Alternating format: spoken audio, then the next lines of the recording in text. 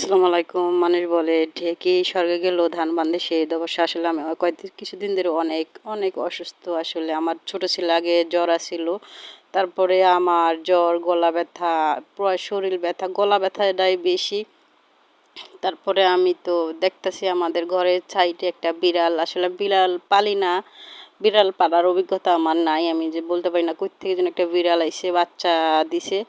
তাই আমি মেও মেও করতেছে, এনে তালাশ করে তাও উঠে কষ্ট করে দেখলাম।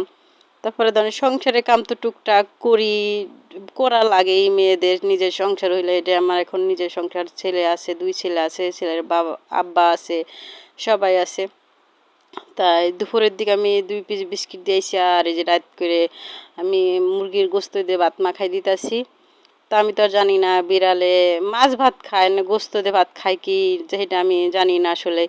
তারপরে যে মাখাই দিতেছি দেখি বিড়ালে ভাত খায় নাকি। আসলে ভিডিওটা করতে চাইছিলাম না, তারপরও আমি করলাম। অনেক কী করে, অনেক দিন ধরে ভিডিও করি না। তারপরে ধরেন আমরা তো ভিডিও ম্যান, তারপরে এই যে ভিডিওটা করছি, এই যে বিড়ালে আসলে ভাত খাইতাছে, তাইও আপনাদের দেখাইলাম। আসলে এই যে আসলে আর কি বলবো, অনেক অনেক গলা ব্যথা।